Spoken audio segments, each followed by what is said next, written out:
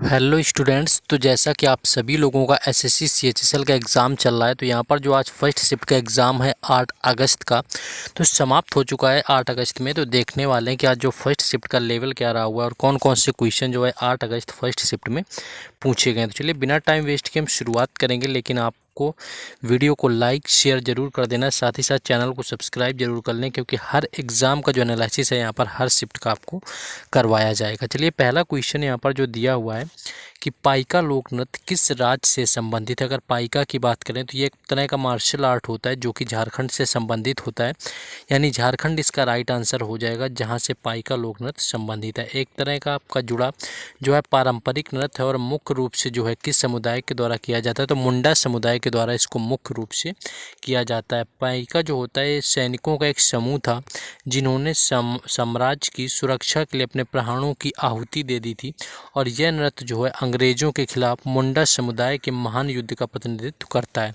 तो एक तरह से समझ सकते हैं ये मार्शल आर्ट है, जिस तरह से मणिपुर का थांगटा होता है उसी तरह से ये झारखंड का मुंडा समुदाय के द्वारा किए जाने वाला एक तरह का मार्शल आर्ट है जो कि पाइका लोक नृत्य के नाम से जाना जाता है। तो इससे रिलेटेड राज्य पूछा गया था, तो झारखंड यहाँ पर राइट आंसर हो जाएगा। नेक्स्ट क्वेश्चन आगे देखेंगे। नेक्स्ट क्वेश्चन था, एक क्वेश्चन आपका ये आया हुआ था कि मोडेरा उत्सव किस राज्य में मनाया जाता है। तो मोडेरा उत्सव की बात करें तो मोडेरा वहाँ से आया, अगर आपने पहले भी नाम जरूर सुन रखा होगा। जब मोडेरा वो गांव है गुजरात का जो कि 100% जो है सौर ऊर्जा से संचालित गांव बन चुका है, यानी सौर ऊर्जा से जो 100% संचालित गाँव अगर पूछा जाए, करंट अफेयर में पूछा जा चुका है कई एग्जाम में, तो वो मोडेरा गाँव ही होता है। अब ये पता है कि मोडेरा जो गाँव है वो गुजरात का है, तो मोडेरा उत्सव भी गुजरात में ही मनाया जाएगा। बिल्कुल सिंपल सा लॉजिक है कि गुजरात इसका राइट आंसर हो जाएगा, जो कि हर साल जनवरी के तीसरे सप्ताह के दौरान आयोजित होने वाला जो मोडेरा नृत्य महोत्सव होता है वो गुजरात राज्य का है। तो मोडेरा वाला जो क्वेश्चन यहाँ पर उत्सव पूछा गया था, तो गुजरात जो है इसका राइट आंसर यहाँ पर रहा हुआ था। नेक्स्ट क्वेश्चन हम लोग आगे देखेंगे। जैसा कि देखो सभी को पता है कि एसएससी एग्जाम के अंदर क्वेश्चन क्या होते हैं, मोस्टली रिपीट होते हैं। तो रिपीटिशन से आपको क्वेश्चन यहाँ पर प्रीवियस ईयर सॉल्व कराने के लिए आप लोगों के लिए यहाँ पर जितने भी 2023 में एग्जाम हुए हैं सभी की ई बुक पूरी तरह से एक्स्ट्रा फैक्ट की तैयार कर दी गई है, जीके जीएस की क्वेश्चंस की, जिसमें 3 एग्जाम है आपका एमटीएस है 2022 वाला, सीएचएसएल 2022 का, और सीजीएल आपका 2023 वाला जो अभी जुलाई के महीने में हुआ है। तो इन तीनों जो ई बुक का प्राइस है वो आपका 49 रुपीज़ रखा गया है एज अ कॉम्बो। बाकी आप किसी सिंगल एग्जाम के अगर परचेज करना चाहते हैं तो उसका 25 रुपीज़ चार्ज है, और यहाँ पर आपको व्हाट्सएप नंबर दिया हुआ है जिस पर जाकर कॉन्टैक्ट कर लेना है, आपको प्रोवाइड करा दी जाएगी। नेक्स्ट एक देखिए क्वेश्चन यहाँ पर पूछा गया था, जो ये क्वेश्चन क्या था आपका करंट अफेयर्स से रिलेटेड क्वेश्चन रहा हुआ था कि 2023 कुश्ती चैंपियनशिप में किसने 57 किग्रा कैटेगरी में स्वर्ण पदक जीता। और 2023 की जो एशिया में कुश्ती चैंपियनशिप हुई थी उसमें 57 केजी जो कैटेगरी थी उसमें गोल्ड मेडल किस खिलाड़ी ने जीता हुआ। तो इसके राइट के आंसर की बात करें तो अमन सहरावत इसका राइट आंसर हो जाएगा, क्योंकि अमन सहरावत नहीं जीता है। जो एशियाई कुश्ती चैंपियनशिप 2023 हुई थी इसमें अमन सहरावत ने अस्ताना में भारत के लिए पहला स्वर्ण पदक जीता हुआ था। इस पहलवान ने जो था कि 57 किग्रा भार वर्ग में आयोजित यहाँ पर पोडियम में शीर्ष स्थान हासिल किया हुआ था। और बात करें तो कॉन्टिनेंटल जो इवेंट के इस डिवीज़न में भारत को लगातार चौथा स्वर्ण पदक दिलाया हुआ था। इससे पहले और लोग थे जिन्होंने 3 जीत चुके थे। तो यहाँ पर जो अमन सहरावत राइट आंसर हो जाएगा। 2023 का जो यहाँ पर एशियाई कुश्ती चैंपियनशिप में स्वर्ण पदक जीतने वाला जो रहा हुआ था भारतीय 57 कैटेगरी के अंदर। नेक्स्ट क्वेश्चन है, लेकिन अगर आपको क्वेश्चन क्या करना है, इन सारे क्वेश्चंस की पीडीएफ और बाकी सारी अपडेट चाहते हैं तो आपको टेलीग्राम चैनल और व्हाट्सएप ग्रुप दोनों के लिंक डिस्क्रिप्शन में दे दिए गए, वहां से जुड़ जाइए, वहां पर आपको सारी अपडेट मिल जाएंगी। तो चलिए उनका लिंक डिस्क्रिप्शन में, वहाँ से जुड़ जाएँ। एक क्वेश्चन यहाँ पर देखो ये पूछा गया था कि किस भरतनाट्यम नर्तकी को 2019 में पद्मश्री दिया गया, या फिर आपको डायरेक्ट नाम पूछ लिया गया कि जो नर्तकी नटराज हैं वो किस नृत्य से संबंधित हैं। तो देखिए ये क्वेश्चन पहले तो इस तरह से पूछा जाता था कि किस भरतनाट्यम नर्तकी को 2019 में पद्मश्री दिया गया, या पहली भरतनाट्यम नर्तकी कौन सी है, ट्रांसजेंडर जिसको दिया गया। तो ये ट्रांसजेंडर अगर बात करें तो नर्तकी नटराज हैं, जो कि एक प्रसिद्ध भरतनाट्यम से संबंधित है, यानी कि भरतनाट्यम शास्त्रीय नृत्य की नृत्यांगना है जो कि तमिलनाडु का है। और ये बात कर लें तो उन्हें 2019 में पद्म श्री पुरस्कार से सम्मानित किया गया था। तो ये पहली ट्रांसजेंडर नृत्यांगना रही है जिनको पद्म श्री से सम्मानित किया गया था। तो ये क्वेश्चन काफ़ी इंपॉर्टेंट है, कई बार पूछा जाता है। एक क्वेश्चन कुछ ये था कि सांस्कृतिक विरासत से संबंधित अनुच्छेद कौन सा, यानी यहाँ पर कल्चरल हेरिटेज का आर्टिकल पूछ लिया गया था।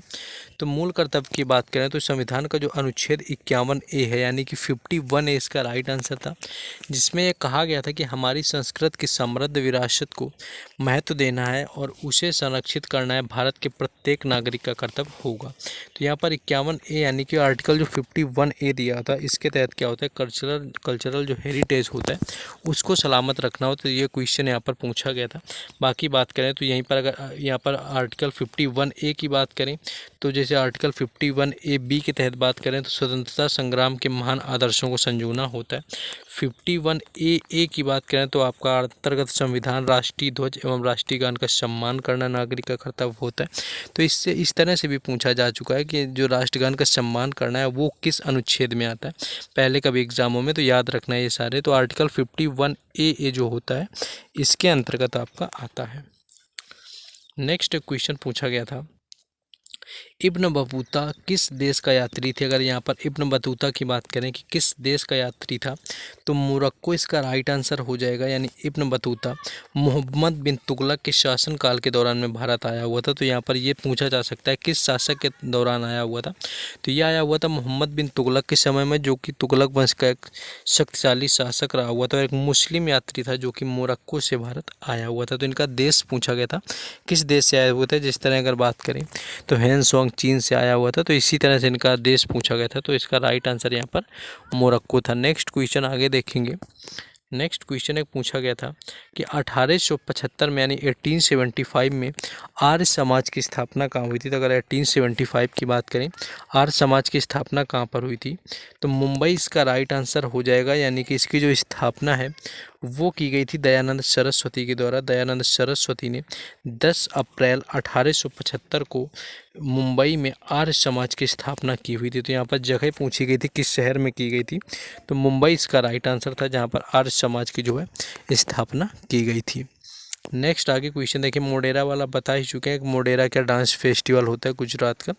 मोढेरा का सूर्य मंदिर अगर बात करें आ जाए कभी तो वो आपको सोलंकी साम्राज्य के द्वारा बनाया गया था। पाइका नृत्य हो ही गया है आपका। आगे और देख लेते हैं। हाँ, एक क्वेश्चन ये आपका पूछा गया था कि पहले राष्ट्रमंडल खेल यानी कि जो कॉमनवेल्थ हुए थे किस वर्ष आयोजित किए गए थे। तो पहले अगर राष्ट्रमंडल खेलों की बात करें अभी 2022 में तो 22वें नंबर के हुए, तो पहले जो राष्ट्रमंडल खेल रहे हुए थे वो 1930 में हैमिल्टन में आयोजित किए गए थे, जो कि पहला राष्ट्रमंडल खेल 1930 में हैमिल्टन कनाडा में आयोजित किया गया था। और भारत में पहली बार बात करें तो भारत ने पहली बार 1934 में लंदन में आयोजित हुए राष्ट्रमंडल खेलों में भाग लिया था हुआ था। तो पहली बार 1930 में होता है, लेकिन भारत ने कब भाग लिया हुआ था तो 1934 यानी 1934 में लिया हुआ था। और भारत में आयोजन की बात करें तो 2010 में नई दिल्ली में 19वें राष्ट्रमंडल खेलों की मेज़बानी भारत ने की हुई। तो एक बार जो है राष्ट्रमंडल खेलों का आयोजन भारत के अंदर हो चुका है, जो कि 2010 में आपका खेला गया था दिल्ली के अंदर। नेक्स्ट क्वेश्चन था कि उस्ताद विलायत खां किस वाद्य यंत्र से संबंधित है। तो उस्ताद विलायत खां की बात करें तो सितार इसका राइट आंसर हो जाएगा। सितार से जो संबंधित और हैं कलाकार वो पंडित रविशंकर हैं, उमा शंकर मिश्र हैं, बुद्ध आदित्य मुखर्जी हैं, विलायत खां हैं। तो इनका सभी का संबंध है। सरोद की बात करें तो अमजद अली खान, अलाउद्दीन खां इत्यादि रहे हुए हैं। तो इस तरह से सरोद से भी संबंधित कलाकार हैं। नेक्स्ट क्वेश्चन आगे देखेंगे हम लोग। नेक्स्ट आपका जैसे बांसुरी से अगर पूछ लिया जाए तो हरि प्रसाद चौरसिया, पन्नालाल घोष काफ़ी प्रचलित नाम है जो कि आते हैं। तबला के लिए जाकिर हुसैन, अल्लाह रखा खां आते हैं। वायलिन के लिए TN कृष्णन कई बार पूछा गया, तो N राजम भी पूछा गया। तो इस तरह से ये सभी जो है वाद्य यंत्र याद रखने। नेक्स्ट क्वेश्चन था कि कौन सा दक्कन के पठार में नहीं आता, तो मध्य प्रदेश उसमें राइट आंसर था। यानी कि दक्कन का जो पठार है एक बड़ा पठार है जो कि दक्षिण भारत के अधिकांश भाग को कवर करता है। तो ये दक्कन का जो पठार है ये दक्षिण भारत के जो राज्य होते हैं उनको कवर करता है, और मध्य प्रदेश आपका बिल्कुल मध्य में आता है। तो ये दक्कन के पठार के अंतर्गत नहीं आता। तो ये क्वेश्चन यहाँ पर दक्कन के पठार से रिलेटेड पूछा गया था। तो दक्कन का पठार वाला ये आपका हो गया था। और इसके साथ आपका क्या था, इब्न बतूता आपका हो गया इसका। उसके साथ आपका एक और शायद क्वेश्चन कुछ दिया हुआ था एक्चुअली, तो ऑलमोस्ट यही थे जो क्वेश्चन आज यहाँ पर मिल पाए थे फर्स्ट शिफ्ट में 8 अगस्त की, क्योंकि ज़्यादा क्वेश्चन CHHL के एग्ज़ाम के नहीं मिल पाते बस। लेकिन आपने अगर लाइक शेयर और सब्सक्राइब ना किया हो चैनल को तो आपको कर लेना है, क्योंकि हर एग्ज़ाम का एनालिसिस मिलता रहेगा यहाँ पर।